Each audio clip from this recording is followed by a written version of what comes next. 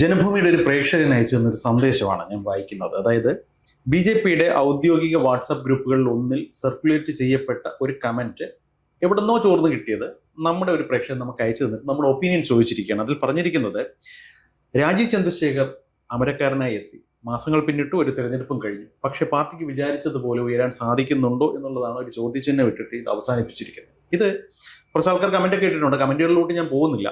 അപ്പൊ ഇതുമായി ബന്ധപ്പെട്ടിട്ട് ജനഭൂമിയുടെ ഒപ്പീനിയനാണ് ഒരു പ്രേക്ഷകൻ ചോദിച്ചിരിക്കുന്നത്. താങ്കൾക്ക് എന്ത് തോന്നുന്നു? രാജീവ് ചന്ദ്രശേഖർ എന്ന നേതാവ് BJPയുടെ അമരക്കാരനായി ആയതിനു ശേഷം അദ്ദേഹത്തിൽ എന്ത് മാറ്റം വന്നു, BJPയിൽ എന്ത് മാറ്റം വന്നു? താങ്കളുടെ ഒരു അസസ്മെന്റ് എന്താണ്?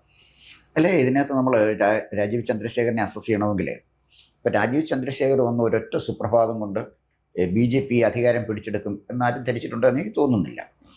രാജീവ് ചന്ദ്രശേഖരനെ വിലയിരുത്തേണ്ടത്, രാജീവ് ചന്ദ്രശേഖർ ആദ്യത്തെ സംസ്ഥാന പ്രസിഡന്റ് അല്ല. അദ്ദേഹത്തിന് മുൻപ് ഒരുപാട് മുൻഗാമികളുണ്ടായിരുന്നു. അവരുടെ പ്രവർത്തനങ്ങൾ, അവരെ എങ്ങനെ കേരളം സ്വീകരിച്ചു എന്ന് നോക്കിയിട്ട് വേണം നമ്മൾ രാജീവ് ചന്ദ്രശേഖരൻ്റെ പോസിറ്റീവിനെയും നെഗറ്റീവ് സൈഡുകളെക്കുറിച്ച് നമ്മൾ സംസാരിക്കാൻ. അപ്പോൾ ആദ്യം ജനസംഘം BJP ആയപ്പോൾ, ഭാരതീയ ജനതാ പാർട്ടി ആയപ്പോൾ ആദ്യം അതിന് വന്ന സംസ്ഥാന പ്രസിഡന്റ് O രാജഗോപാലാണ്. പിന്നെ KG മാരാർ വന്നു. അദ്ദേഹത്തിന് ശേഷം K രാമൻപിള്ള വന്നു. അതിനുശേഷം ഒരു ശ്രീധരൻ മാസ്റ്റർ വന്നു.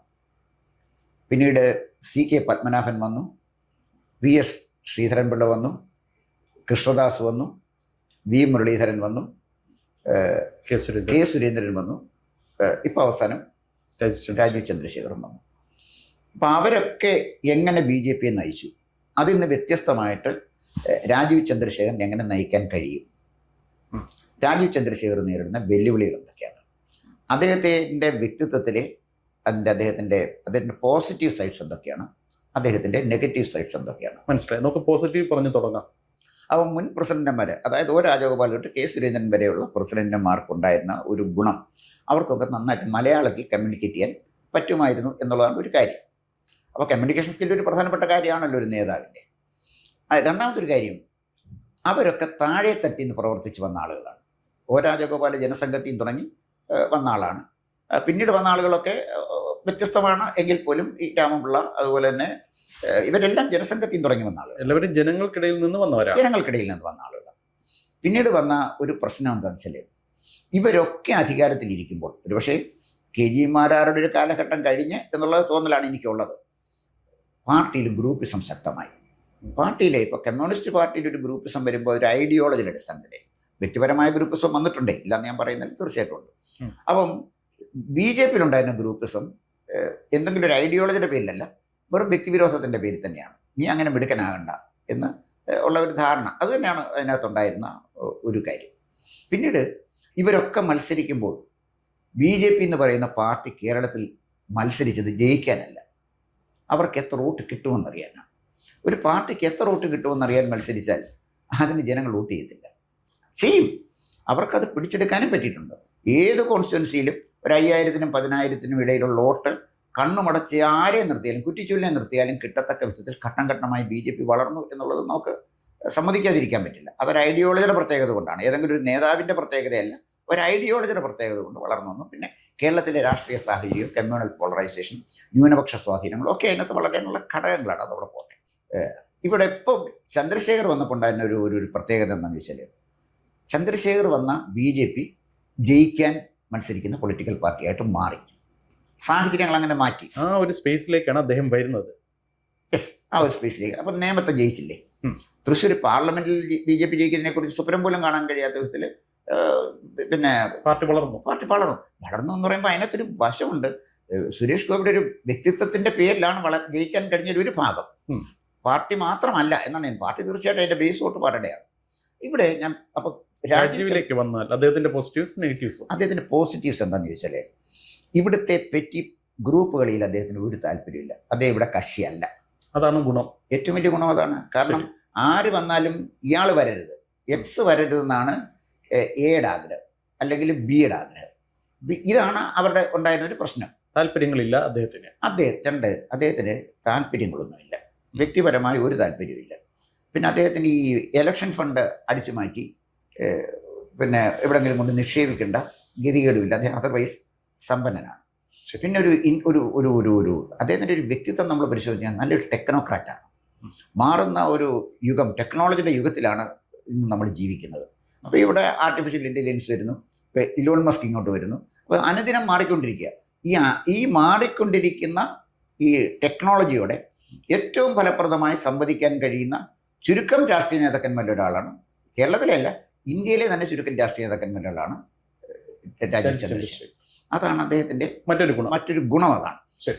അപ്പോൾ രാജീവ് ചന്ദ്രശേഖരനെ സംബന്ധിച്ചിടത്തോളം ഇവിടെ നിന്ന് ഒന്നും സമ്പാദിക്കാൻ വന്ന ആളല്ല, വ്യക്തി താല്പര്യമില്ല, സാമ്പത്തിക താല്പര്യമില്ല. ഇതാണ് അദ്ദേഹത്തിൻ്റെ ഒരു മെറിറ്റായിട്ട് ഞാൻ കാണുന്നത്. പക്ഷേ അദ്ദേഹത്തിൻ്റെ നെഗറ്റീവ് സൈഡിൽ അദ്ദേഹത്തിൻ്റെ കമ്മ്യൂണിക്കേഷൻ സ്കില്ലാണ്. കഴിഞ്ഞ ദിവസം നമ്മുടെ കോട്ടയം മെഡിക്കൽ കോളേജിൻ്റെ മുന്നിലാണ് പോകുന്നത്. അദ്ദേഹം പ്രസംഗിക്കുന്ന കണ്ടപ്പോൾ എനിക്ക് വളരെ ദുഃഖം തോന്നി. കാരണം അദ്ദേഹം നന്നായിട്ട് ഹോംവർക്ക് ചെയ്തിട്ട് പ്രസംഗിച്ചാൽ മതിയായിരുന്നു. അതായിരുന്നു കുറേ കൂടെ ഭംഗി. കാരണം മലയാളിയായ ഒരു മലയാളി ഭംഗിയായിട്ട് മലയാളം പറയണമെന്നാണ് മലയാളികൾ ആഗ്രഹിക്കുന്നത്. ഇപ്പോൾ പ്രകാശ് കാരാട്ട് അദ്ദേഹം മലയാളിയാണ്, പാലക്കാട്ടുകാരനാണ്, പക്ഷെ സംസാരിക്കുന്ന ഇംഗ്ലീഷില്ല, മലയാളം അറിയത്തില്ല. ശശി തരൂർ തന്നെ അദ്ദേഹത്തിന് മലയാളം അറിയാത്തത് കൊണ്ടല്ല, അദ്ദേഹം മലയാളം അത്യാവശ്യം സംസാരിക്കുന്നുണ്ട്, പക്ഷെ എന്നാലും ഒരു പൊതു പരിപ്രേക്ഷ്യത്തിൽ നിന്നുകൊണ്ട് അദ്ദേഹം ഇംഗ്ലീഷാണ് ഒരു മീഡിയ ആയിട്ട് പലപ്പോഴും തിരഞ്ഞെടുക്കുന്നത്. ആയിക്കോട്ടെ, അപ്പോൾ സഖാക്കൾക്ക് ഇംഗ്ലീഷ് പറയുമ്പോൾ ഒരു ബഹുമാനം തോന്നുന്നു വിചാരിച്ചായിരിക്കും. അങ്ങനെ ഒരു അഡിക്ഷൻ ഉണ്ടല്ലോ. ശശി തരൂർ മലയാളം പറയണ്ട, അഥവാ ശശി തരൂർ മലയാളം പറഞ്ഞാലും തെറ്റിച്ച് പറയുന്നതായിരുന്നു തിരുവനന്തപുരത്തുകാർക്ക് ഇഷ്ടം. അതൊക്കെ മലയാളിയുടെ ചില തോന്നലുകളുടെ ഭാഗം. പക്ഷേ അവരൊക്കെ പ്രത്യേകത എന്ന് വെച്ചാൽ ഇദ്ദേഹം പാർട്ടി നേതാവാണ്. അദ്ദേഹം കൃത്യമായിട്ട് ആളുകളോട് കമ്മ്യൂണിക്കേഷൻ ചെയ്യേണ്ട ഒരു സ്ഥിതി വരുമ്പോൾ അനർഗളമായിട്ട് സംസാരിക്കാൻ കഴിയാതെ പോകുന്ന അദ്ദേഹത്തിൻ്റെ ഒരു പരിമിതിയാണ്. പക്ഷേ നന്നായിട്ട് ഹോംവർക്ക് ചെയ്ത് ആ പരിമിതിയെ മറികടക്കണം എന്നാണ് എനിക്ക് തോന്നുന്ന ഒരു കാര്യം. രണ്ടാമത്, രാജീവ് ചന്ദ്രശേഖർ നേരിടുന്ന വെല്ലുവിളി രണ്ട് കാര്യങ്ങൾ. ഒന്ന്, വരാൻ പോകുന്ന ലോക്കൽ ബോഡി ഇലക്ഷൻ, തൊട്ട് തന്നെ വരാൻ പോകുന്ന അസംബ്ലി ഇലക്ഷൻ. ഈ രണ്ട് ഇലക്ഷനും BJP എങ്ങനെ പെർഫോം ചെയ്യും? അപ്പോൾ അതാണ് അദ്ദേഹത്തിൻ്റെ ഏറ്റവും വലിയ വെല്ലുവിളി. ഇപ്പോൾ ഉദാഹരണത്തിന് അദ്ദേഹത്തിന് കിട്ടിയ പാർട്ടി സുരേന്ദ്രൻ സംഘടിപ്പിച്ചൊരു പാർട്ടിയാണ്. സുരേന്ദ്രൻ്റെ നിയന്ത്രണത്തിലുള്ള സുരേന്ദ്രൻ്റെ ആളുകളെയാണ് അവിടെ ഇരുത്തിയിരിക്കുന്നത്. അവർക്കൊരു പ്രത്യേക രാഷ്ട്രീയ സംസ്കാരമുള്ള ആളുകളാണ്. ഒരു ചെറിയ ഉദാഹരണം പറയാം. ഞാൻ വിപുലമായിട്ട് എനിക്ക് പറയാൻ അറിയില്ല. കോന്നിയിൽ എൻ്റെ നാടാണ്. കോന്നി പണ്ട് BJPക്ക് ഒരു ഓഫീസ് ഉണ്ടായിരുന്നു. ഇപ്പോൾ കഴിഞ്ഞ ദിവസം കോന്നിക്കാരൻ്റെ ഒരാൾ എന്നോട് പറഞ്ഞു, എൻ്റെ പൊന്നു ചേട്ടാ ആ ഓഫീസ് കൂട്ടിയിട്ടു. ഇപ്പോൾ BJP നേതാവിനെ കാണേണ്ടവരെ അവിടെ ഒരു മെഡിക്കൽ സ്റ്റോറിൽ ചെന്നൊരുത്തിനോട് സംസാരിക്കണം. മെഡിക്കൽ സ്റ്റോർ നയിക്കുന്ന ഒരാളാണ്. അത് കോന്നിക്കാർ കേൾക്കുമ്പോൾ അവർക്കറിയാം, അവിടെ നിന്ന് സംസാരിക്കുന്നു. പത്തനംതിട്ട മുനിസിപ്പൽ കോർപ്പറേഷനിലെ BJPക്ക് ഒരാളോ രണ്ടുപേരും ഉണ്ടായിരുന്നു, SDPIക്കും ഉണ്ട്. പത്തനംതിട്ട ജില്ല എന്ന് പറഞ്ഞാൽ ഛിന്ന ഭിന്നമായി കിടക്കുകയാണ്. പക്ഷെ പത്തനംതിട്ട ശബരിമല നിന്ന സ്ഥലമാണ്. ശബരിമല ആ കാലഘട്ടത്തിൽ ശബരിമല പ്രക്ഷോഭം വന്നപ്പോഴേ വളരെ കത്തിജ്വലിച്ച ജില്ലയാണ്. ആ ജില്ലയുടെ ഗതികേടാണ് ഞാൻ ഈ പറയുന്നത്. എന്ന് പറഞ്ഞാൽ അൺഫിറ്റായിട്ടുള്ള ആളുകളെയാണ് പല സ്ഥലത്തും ഇരുത്തിയിരിക്കും. ഞാൻ എൻ്റെ നാട്ടിലെ കാര്യം മാത്രം പറഞ്ഞത്. എനിക്ക് പേഴ്സണലി അറിയാൻ പാടില്ലാത്ത ഒരു കാര്യം ഞാൻ പറയാൻ പാടില്ലാത്തതുകൊണ്ടാണ് ഇത് പറഞ്ഞത്. ഇതാണ് ഈ BJP എന്ന് പറയുന്ന പാർട്ടിയുടെ ഒരു ഗതികേട്. അപ്പം ഇവരെ വെച്ചുകൊണ്ട് രാജീവ് ചന്ദ്രശേഖറിനെ എത്ര കാലം മുന്നോട്ട് പോകാൻ പറ്റി, എങ്ങനെ മുന്നോട്ട് പോകാൻ, എത്ര കാലം എന്നുള്ളതിനേക്കാൾ എങ്ങനെ അദ്ദേഹത്തിന് മുന്നോട്ട് പോകാൻ കഴിയും. ഇവിടെ അദ്ദേഹത്തിന് ചെയ്യാൻ കഴിയുന്ന ഒരു കാര്യം, ഈ ഒരു നെഗറ്റീവ് സൈഡിനെ മറികടക്കാൻ അദ്ദേഹത്തിന് പറ്റുന്നത് അദ്ദേഹം തന്നെ ഡിക്ലെയർ ചെയ്തുവല്ല. അദ്ദേഹത്തിന് ഒരു അദ്ദേഹത്തിൻ്റെ ഒരു സ്ട്രാറ്റജിസ്റ്റിനെ ഞാൻ കണ്ടത് അവിടെയാണ്. കേരളത്തിലെ മുഴുവൻ ലോക്കൽ ബോഡി വാർഡുകളിൽ BJP ആളുകളെ നിർത്താൻ തീരുമാനിക്കുന്നു. വളരെ നല്ല കാര്യമാണ്. BJPക്ക് എന്ത് സ്ട്രെങ്ത് ഉണ്ടെന്നറിയാം. ഇത് തന്നെയാണ് അണ്ണാമല തമിഴ്നാട്ടിൽ ചെയ്തത്. ഒരു വോട്ടേ കിട്ടിയുള്ളൂ, ഓക്കെ, 0 വോട്ടേ കിട്ടിയുള്ളൂ, മതി. പക്ഷേ അവിടെ എവിടെയാണ് BJPയുടെ സ്ട്രെങ്ത് എന്നറിയാം. നമ്പർ 1. നമ്പർ 2, ഈ നേതാക്കന്മാർ എന്താണ് നാട്ടിൽ ചെയ്യുന്നതെന്നറിയാം. അവർക്ക് ജനങ്ങളുടെ അംഗീകാരം കൂടെ അറിയണമല്ലോ. എത്രത്തോളം ജനസമ്മതി ഉണ്ട് എന്നുള്ളത്, എത്രത്തോളം ജനസമ്മതി ഉണ്ടെന്നറിയാം. അപ്പോൾ ഈ ലോക്കൽ ബോഡി ഇലക്ഷൻ കഴിയുമ്പോൾ കൃത്യമായും ഒരു നിയോജക മണ്ഡലം പ്രസിഡന്റിനെ അല്ലെങ്കിൽ ഒരു ജില്ലാ പ്രസിഡന്റിനെ എത്രമാത്രം തൻ്റെ ജില്ലയിലെ, തൻ്റെ നിയോജക മണ്ഡലത്തിലെ അല്ലെങ്കിൽ തൻ്റെ പഞ്ചായത്തിലെ ജനങ്ങളിലേക്ക് ഇറങ്ങിച്ചെല്ലാൻ കഴിഞ്ഞു എന്ന് വ്യക്തമാവും. ജനങ്ങളിലേക്ക് ഇറങ്ങിച്ചെല്ലാൻ കഴിയാത്തവന്, ജനങ്ങൾക്ക് വേണ്ടാത്തവന്, ജനങ്ങൾ വെറുക്കുന്നവന് അവനെ കൊണ്ട് പോയിട്ട് കാര്യം എന്തായിരിക്കുന്നു? അടിച്ച് പുറത്ത് കളയേണ്ട കാര്യമല്ലേ? അങ്ങനെയുള്ളവരെ കൊണ്ട് പോകേണ്ട കാര്യമില്ല. അങ്ങനെ പാർട്ടിക്ക് നിൽക്കാൻ പറ്റില്ല. അതറിയണമെങ്കിൽ അതിൻ്റെ ഒരു യാഡ് സ്റ്റിക്ക് വേണമല്ലോ. അതാണ് ലോക്കൽ ബോഡി ഇലക്ഷൻ. ആ ലോക്കൽ ബോഡി ഇലക്ഷൻ നടത്താൻ അദ്ദേഹം തീരുമാനിക്കുകയും എല്ലാ വാർഡിലും ആളിനെ നിർത്താൻ അദ്ദേഹം പ്രഖ്യാപിച്ചതുപോലെ ചെയ്യുകയും ചെയ്താൽ BJP അടിത്തട്ടിൽ നിന്ന് പണിതുയർത്താൻ അദ്ദേഹത്തിന് കഴിയും. അതാണ് അദ്ദേഹത്തിന് കിട്ടുന്ന ഒരു ഓപ്പർച്യൂണിറ്റി. മനസ്സിലായി. ഇപ്പോൾ താങ്കൾ തന്നെ പറഞ്ഞു കെ സുരേന്ദ്രന്റെ കയ്യിലിരുന്ന ഒരു പാർട്ടിയാണ് ഇദ്ദേഹത്തിന്റെ കയ്യിലേക്ക് ഇപ്പോൾ വന്നിരിക്കുന്നത്. പാർട്ടിയുടെ എക്കോസിസ്റ്റം തന്നെ വേറൊരു കൾച്ചറിൽ അതുമായി ബന്ധപ്പെട്ട് നിൽക്കുകയാണ്. ഈ ഒരു തെരഞ്ഞെടുപ്പോട് കൂടി മുറി മലയാളവുമായിട്ട് രാജീവ് ചന്ദ്രശേഖരന് ഈ ഇക്കോസിസ്റ്റത്തെ മുഴുവൻ മാറ്റിമറിക്കാൻ സാധിക്കും എന്ന് പറഞ്ഞാൽ താങ്കൾ വിശ്വസിക്കുന്നു? അല്ല, അത് പറ്റും. എന്താണെന്ന് ചോദിച്ചാൽ എല്ലാ കാര്യത്തിലും സംസ്ഥാന പ്രസിഡന്റ് തന്നെ പ്രസ്താവന നടത്തണമെന്ന് നിർബന്ധമൊന്നുമില്ല. ഒരുപക്ഷെ അനീഷിന് ഓർമ്മ കാണും, വാജ്പേയിയുടെ കാലഘട്ടത്തിൽ BJP സ്പോർട്സ് പേഴ്സൺ ഉണ്ടായിരുന്നു, പ്രമോദ് മഹാജൻ. ബ്യൂട്ടിഫുൾ ആയിട്ടാണ് പ്രമോദ് മരിച്ചു. ഞാൻ പറഞ്ഞത് പ്രമോദ് മഹാജനെ കണ്ടിഷ്ടപ്പെട്ട എത്രയോ ആളുകളുണ്ടായിരുന്നു. അന്ന് TV-യിൽ ഇയാളെ കാണുമ്പോഴേ കടുത്ത കോൺഗ്രസ്സുകാർ പറയുന്നത് ഇതുപോലൊരുത്തനെ കോൺഗ്രസ് കിട്ടിയായിരുന്നില്ല, ഇത്ര മനോഹരമായിട്ടാണ് പ്രസംഗിക്കുന്നത്. അത് വാജ്പേയി അല്ലല്ലോ ചെയ്തത്. അല്ലെ, അന്നത്തെ president Pramod Mahajan party president അല്ലായിരുന്നല്ലോ, പാർട്ടിയുടെ ചുമതലയുള്ള തന്നെ വക്താവായിരുന്നു. നല്ല വക്താവിനെ വെക്കണം. അപ്പോൾ ഇപ്പം തന്നെ കഴിഞ്ഞ ദിവസം പിന്നെ BJP-ക്ക് വേണ്ടി കെ സുരേന്ദ്രനാണ് സംസാരിക്കുന്നത് കണ്ടത്. കെ സുരേന്ദ്രൻ കാലഹരണപ്പെട്ടു. ഇനി അദ്ദേഹത്തിനെ വക്താവാക്കി വെച്ചാൽ ജനം എടുക്കുകയല്ല, ജനം മുൻവിധിയോടായിരിക്കും. അപ്പോൾ സുരേന്ദ്രൻ വന്നിരിക്കുമ്പോൾ അദ്ദേഹത്തെ മുൻവിധിയോടാണ് ഒരു പ്രേക്ഷകൻ കാണുന്നത്. ഒരു പുതിയ മുഖത്തിനെ കൊടുക്കണം എന്നാണ് ഞാൻ പറഞ്ഞത്. അപ്പോൾ അതിനകത്ത് നന്നായിട്ട് സംസാരിക്കാൻ കഴിയുന്ന ചെറുപ്പക്കാരുണ്ടെങ്കിൽ, അപ്പോൾ അറിയാവുന്ന ഒരാൾ സന്ദീപ് ബജസ്പതി നന്നായിട്ട് സംസാരിക്കാൻ പറ്റുന്ന ആളാണ്. യുവരാജ് നന്നായിട്ട് സംസാരിക്കാൻ പറ്റുന്ന ആളാണ്. ഇനി പഴയ സീനിയർ ലീഡേഴ്സിൽ തന്നെ നല്ല ക്രൗഡ് പുള്ളറാണ് പിന്നെ ശോഭാ സുരേന്ദ്രൻ. അപ്പോൾ ആരെയെങ്കിലും, അല്ലെങ്കിൽ ഷോൺ ജോർജ് നന്നായിട്ട് പഠിച്ച് കാര്യം പറയുന്ന ആളാണ്. അപ്പോൾ ഇവരെയൊക്കെ നമ്മൾ ഇവരൊക്കെ ആരുമായിട്ടാണ് കോമ്പീറ്റ് ചെയ്യേണ്ടത്? കോൺഗ്രസിനകത്തെ രാഹുൽ മാങ്കൂട്ടം, അതല്ലെങ്കിൽ അബിൻ വർക്കി, അല്ലെങ്കിൽ കുഴൽനാടൻ, ഷാഫി പറമ്പിൽ, അവരൊക്കെ നന്നായിട്ട് കാര്യങ്ങൾ കൈകാര്യം ചെയ്യുന്ന, അവരുമായിട്ട് കോമ്പീറ്റ് ചെയ്യാൻ പറ്റുന്ന ഒരു യുവനിരയെ BJP-ക്ക് വളർത്തിക്കൊണ്ടുവരാൻ അദ്ദേഹത്തിന് അവസരം കിട്ടും. അതുപയോഗിച്ചാൽ തീർച്ചയായിട്ടും അദ്ദേഹത്തിൻ്റെ ആ നെഗറ്റീവ് സൈഡ്, പാർട്ടിയിലുണ്ടായിരുന്ന ഈ പാർട്ടിയുടെ ഒരു മന്ദീഭവിച്ച് കിടക്കുന്ന, അല്ലെങ്കിൽ പാർട്ടിക്കുണ്ടായ ദുഷ്പേര്, ഞാൻ അത് തന്നെ ഉപയോഗിക്കുന്നത്, പാർട്ടിക്കുണ്ടായ ദുഷ്പേര്, ഇലക്ഷൻ ഫണ്ട് അത് അടിച്ചു മാറ്റൽ, പിരിവ്, ആളുകളെ ഭീഷണിപ്പെടുത്തൽ, അതൊന്നും കൊണ്ടൊരു പാർട്ടി വളരില്ല. അതിൽ നിന്ന് അദ്ദേഹത്തിന് മാറ്റിയെടുക്കാൻ കഴിയും എന്നുള്ളതാണ് ലോക്കൽ ബോഡി ഇലക്ഷൻ അദ്ദേഹത്തിന് കൊടുക്കുന്ന ഒരു പ്ലസ് പോയിന്റ്. മനസ്സിലായി. താങ്കൾ പറഞ്ഞ പോയിന്റ് ക്ലിയർ ആണ്. പക്ഷേ നിലവിൽ പാർട്ടിയെ ഇന്നത്തെ പാർട്ടി ആക്കാൻ വേണ്ടിയിട്ട് കഴിഞ്ഞ നാളുകളിൽ അധ്വാനിച്ച വലിയൊരു വിഭാഗം നേതാക്കന്മാരുണ്ട്. പലരും സീനിയറാണ്. ഇപ്പോൾ താങ്കൾ പറഞ്ഞതുപോലെ പഴയൊരു ഇക്കോസിസ്റ്റത്തിന്റെ ഭാഗമായിട്ട് നിൽക്കുന്നവരാണ് അവർ ഇപ്പോഴും. അവരെയൊക്കെ അങ്ങോട്ട് പൂർണ്ണമായി സ്വിച്ച് ഇട്ടതുപോലെ മാറ്റി നിർത്തിക്കൊണ്ടൊരു പുതിയൊരു റീവാമ്പിംഗ് രാജീവ് ചന്ദ്രശേഖരൻ എത്രത്തോളം പോസിബിൾ ആണ്? അല്ല, പഴയ ആളുകളെ എല്ലാം മാറ്റി നിർത്തണമെന്നല്ല ഞാൻ അർത്ഥമാക്കുന്നത്. പഴയ ആളുകൾ ഞാൻ ചോദിക്കട്ടെ, നരേന്ദ്രമോദി അധികാരത്തിൽ വന്നപ്പോഴേ അദ്ദേഹത്തിൻ്റെ മുന്നിലായിരുന്നു LK അദ്വാനി, മുരളി മനോഹർ ജോഷി. അദ്ദേഹത്തിനേക്കാൾ സീനിയർ ആയിരുന്നു പിന്നെ ഗഡ്കരി പ്രസിഡന്റായിട്ട് നിൽക്കുമ്പോഴേ ഗഡ്കരിയും വാജ്പേയി ഒക്കെ ഇരിക്കുന്നതിന് പുറകിലെ നരേന്ദ്രമോദി നിൽക്കുന്ന ചിത്രമുണ്ട്.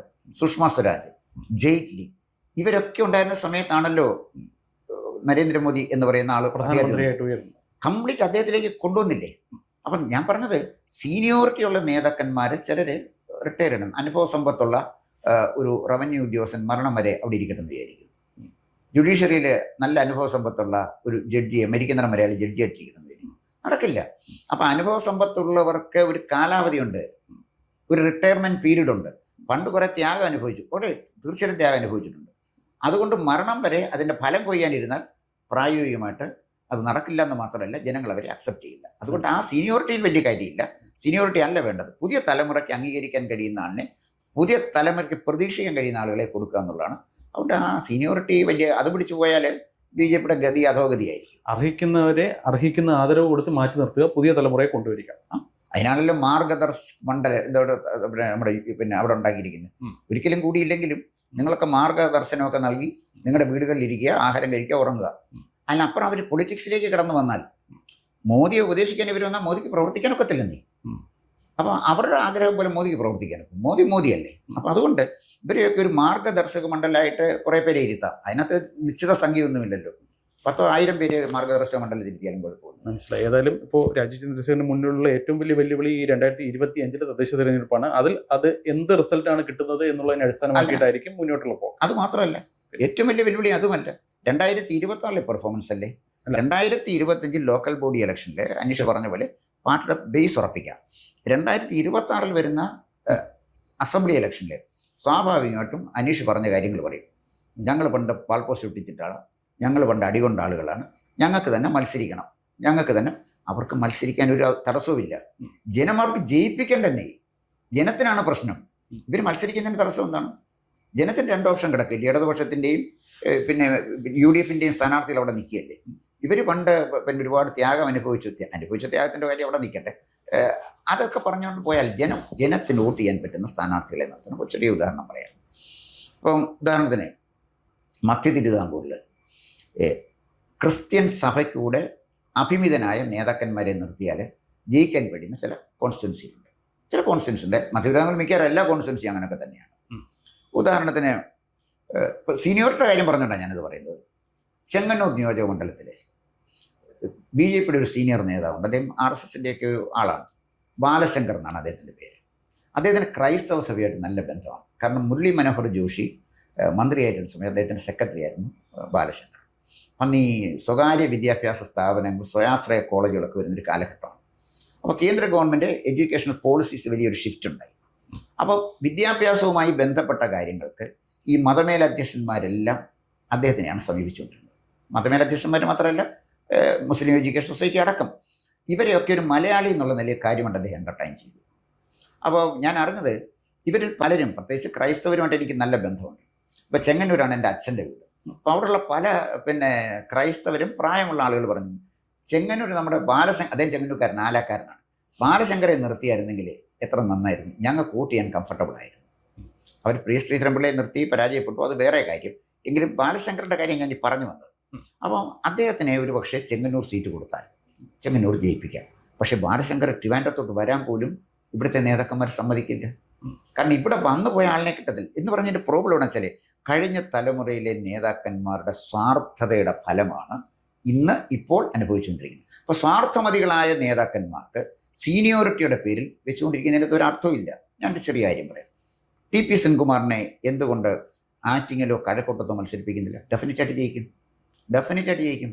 കാരണം TP സെൻകുമാറിനോട് പൊതുസമൂഹത്തിന് ബഹുമാനമുണ്ടെന്നേ. പൊതുസമൂഹം അംഗീകരിക്കാത്ത ഒരാൾ ത്യാഗത്തിൻ്റെ പേരിൽ BJP നിർത്തിയ BJPയിലെ ഇലക്ഷൻ നിന്ന് ജയിക്കട്ടെ, പൊതു തെരഞ്ഞെടുപ്പിന് നിന്ന് ജയിക്കുക അസാധ്യമാണ്. അവിടെയാണ് ചന്ദ്രശേഖരൻ്റെ നേതൃപരമായ കഴിവ് നമ്മൾ അറിയാൻ പോകുന്നത്. വരാൻ പോകുന്ന തെരഞ്ഞെടുപ്പിൽ BJPക്ക് ജയിക്കാൻ കഴിയുന്ന കോൺസ്റ്റിറ്റ്യുൻസികൾ ഏതൊക്കെ ഉണ്ടെന്ന് കണ്ടെത്തുക, ജയിക്കാൻ സാധ്യതയുള്ള നേതാക്കന്മാരെ മത്സരിപ്പിക്കുക, സീനിയോറിറ്റിയുടെ പേരിൽ തലവേദന ഉണ്ടാക്കാൻ കഴിയുന്ന ആളുകളെ നിഷ്കരണം ഒതുക്കി നിർത്തുക. അവർ പുറത്തു പോയാലൊന്നും സംഭവിക്കത്തില്ല. കോൺഗ്രസിനെ പോലെ അല്ല BJP. രമേശ് ചെന്നിത്തല വിചാരിച്ച കോൺഗ്രസിനകത്ത് പ്രശ്നം ഉണ്ടാക്കാൻ പറ്റും. K. സുധാകരൻ വിചാരിച്ച പ്രശ്നം ഉണ്ടാക്കാൻ പറ്റും. അവർ ശക്തരാണ്. BJPയിൽ ഒരു നേതാവും ശക്തനല്ല. ഏത് നേതാവാണ് ശക്തന്? ഇവരെ ആരെ എടുത്ത് പുറത്ത് കളഞ്ഞ ഒരു ചുക്കുഞ്ഞുണ്ണാൻ കൂടുന്ന സംഭവിക്കുകയല്ല. അപ്പം ധീരമായ തീരുമാനം എടുക്കേണ്ടത് BJPക്ക് ജയിക്കാൻ കഴിയുന്ന കോൺസ്റ്റിറ്റ്യുൻസികൾ കണ്ടെത്തുക, ജയിക്കാൻ കഴിയുന്ന സ്ഥാനാർത്ഥികളെ കണ്ടെത്തുക. ഈ ശ്രീധരനെ നിർത്തിയപ്പോൾ കണ്ടില്ലേ ഉണ്ടായ ഷിഫ്റ്റ് പാലക്കാട്? ഈ ശ്രീധരനെ വരും വേറൊരാളെ നിർത്തിയേ പറ്റും. അപ്പം മാർക്സിസ്റ്റ് പാർട്ടിക്ക് MM മണിയെ നിർത്തി ജയിപ്പിക്കാം, അതിനൊരു കുഴപ്പമില്ല. അവരുടെ സംഘടനാ സ്ട്രക്ചർ അതാണ്. അപ്പം അതേസമയം BJPക്ക് അത് പറ്റില്ല. BJPക്ക് പൊതുസമ്മതി ഇല്ലാത്തൊരു സ്ഥാനാർത്ഥിയെ നിർത്തി ജയിപ്പിക്കാൻ പറ്റില്ല. പ്രത്യേകിച്ച് ക്രിസ്ത്യൻ കമ്മ്യൂണിറ്റിയുടെ കൂടെ ഉള്ള ഒരു പിന്തുണയില്ലെങ്കിൽ പറ്റില്ല. നല്ല സ്ഥാനാർത്ഥികളെ നിർത്തി മത്സരിപ്പിക്കാൻ കഴിഞ്ഞാൽ, ഒപ്പം ഈ പാർട്ടി തകർത്തായാലും തൻ്റെ സ്വാർത്ഥ താല്പര്യം നിലനിർത്തണമെന്ന് ആഗ്രഹിക്കുന്ന ചില ആളുകൾ ഈ പാർട്ടിയിലുണ്ട്. പേരൊന്നും ഞാൻ എടുത്ത് പറയുന്നില്ല. അവർക്ക് ദില്ലിയിലും അവിടെ ഇവിടെയൊക്കെ ചില സ്വാധീനമുണ്ട്.